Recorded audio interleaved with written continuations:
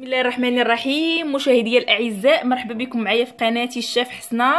اليوم ان شاء الله غنقدم لكم تشكيله متنوعه من مملحات توجدوا ان شاء الله في البيت ديالكم بمكونات جد بسيطه وبشكل رائع وراقي بزاف. ونخليكم مع المكونات ومع طريقه التحضير، وشكرا. بالنسبه للمكونات ان شاء الله غادي نحتاجوا الجبن، 4 انواع ديال الجبن اللي فايت لي حضرتهم معكم في وصفه سابقه، غتلقاو الرابط ديالها في الاسفل. الجبن بالزعتر، الجبن بالزيتون الاسود، الجبن باليازير، والجبن بالزيتون الاخضر. وغنحتاجوا ايضا الجزر مخلل كيف كتلاحظوا معايا، غنحتاجوا الكورنيشون مخلل، غنحتاجوا لهاد الطماطم الصغيره، غنحتاجوا الحبه واحده ديال الخيار صغيره، غنحتاجوا الجبن ديال السندويشات، وغنحتاجوا الخبز بهذا الشكل هذا. وبطبيعه الحال غنحتاجوا القطع هاد المولات اللي كيكونوا عندكم في الدار، كنستعملوهم باش نشكلوا بهم الخبز باشكال متنوعه كيف كتلاحظوا معايا.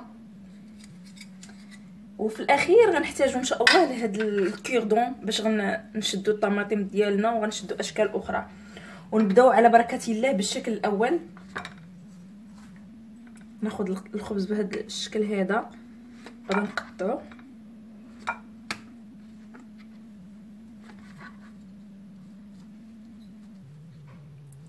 طبعا هاد المملحات راه كيجي الشكل ديالهم زوين وما كياخذوش منا مجهود كتير.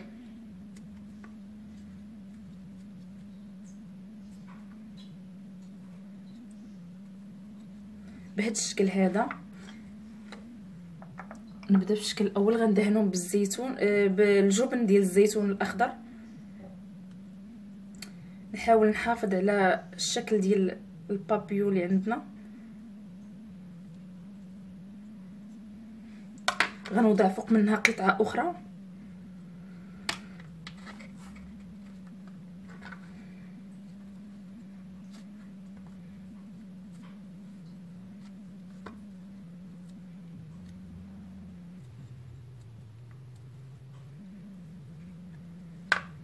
ندهنها ونوضع فوق منها قطعه اخرى.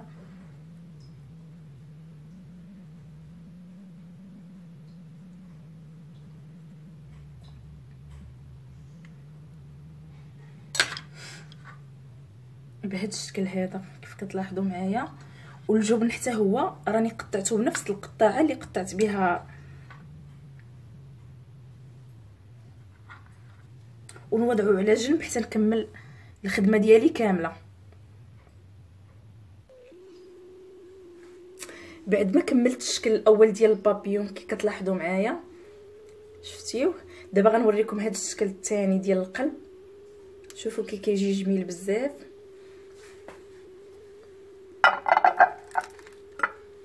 كناخذ هاد القطع هذا، قطعت بيه القطع ديال الخبز اللي عندي، وهاد المره غادي ندهن الجبن بالزيتون الاسود. نعاود نذكركم بلي هاد الانواع ديال الجبن راه فايت لي حضرتهم معكم، غتلقاو الرابط ديالهم في اسفل الفيديو. بهذا الشكل هذا.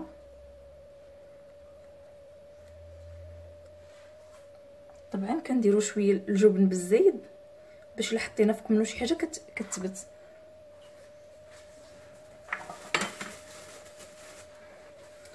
نقطع الجزر المخلل بهذا الشكل هذا رقيق.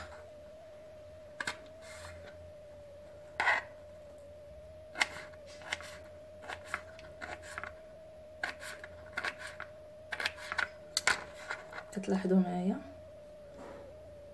راه كيجي فيه واحد المذاق ممتاز.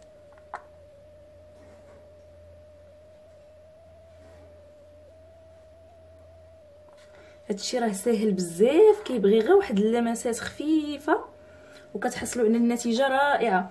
وبالنسبه للطماطم كنقطعها بهذا الشكل هذا، لاحظوا معايا، نقطعها بشكل مائل هكا كيف لاحظتوا معايا. وغادا نقلب، هي كانت بحال هكا ملي قطعتها ولات بهذا الشكل هذا على شكل قلب. كناخذ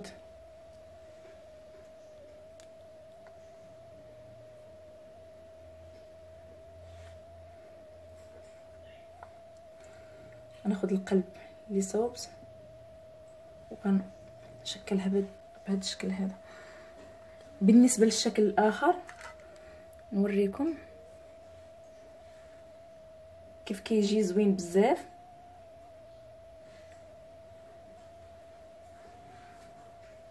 قطعتهم بهذا المول هذا، كيف كتلاحظوا هذا المول راه دائري ومن الجهه الاخرى دائري وفيه الثقب. بطبيعه الحال الا ما عندكمش ممكن تخدموا غير بهذا الشكل الدائري، وهذا الثقب تشكلوه غير بالموس بالسكين. غناخذ دابا الجبن اللي مصوباه باليازير بهذا الشكل هذا.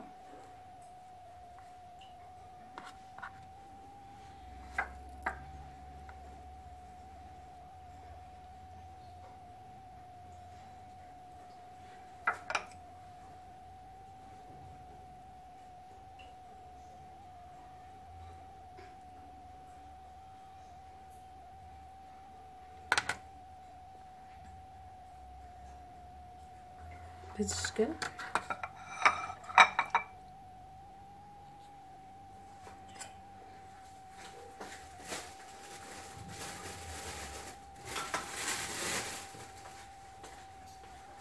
دابا غناخذ الخيار نقطعو رقيق. طبعا الا عندكم شي آلية كتقطع هذا الخيار رقيق من الاحسن. كندورو بهذا الشكل هذا على شكل ورده، وكنخشيه هنايا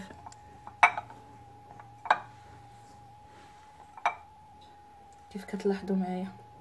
كنتمنى الفكره تكون وصلات، الطريقه تجيكم سهله. ودابا ان شاء الله غندوز للشكل الرابع. دابا ان شاء الله غادي نصوب الشكل الرابع والمذاق الرابع اللي غيجيكم بهذا الشكل هذا.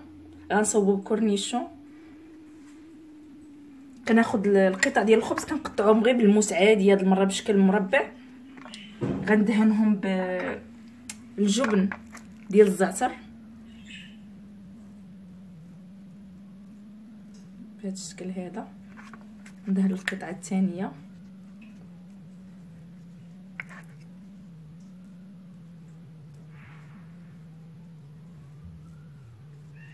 وكنحاول نخالف هاد الجويه اللي غلاض، كنخالفهم بهذا الشكل هكا.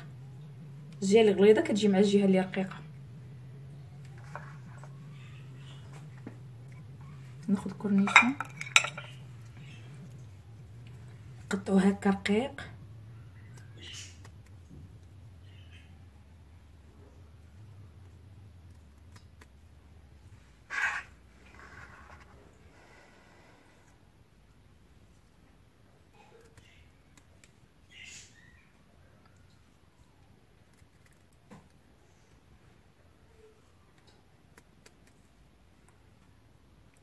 كيف كتلاحظوا معايا كيجي الشكل ديالو جميل بزاف.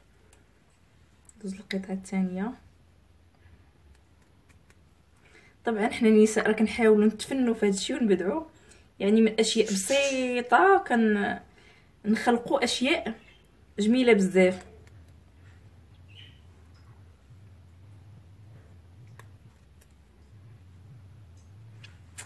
بهذا الشكل هذا. ونخليكم باش نوريكم الشكل النهائي ديال التشكيله ديال المملحات ديالنا.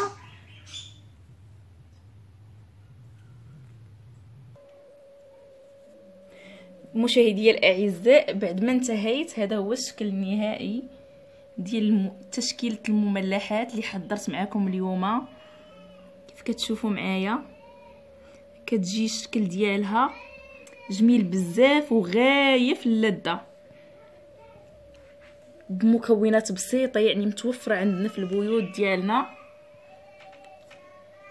وبهذا كنقول لكم الا عجبتكم وصفه اليوم ديروا جيم للفيديو، تابوناو معايا في لاشين ديالي الشيف حسنه. ما تنسوش ديروا لي جيم للفيديو. وشكرا على المتابعه، والى اللقاء في وصفه قادمه ان شاء الله.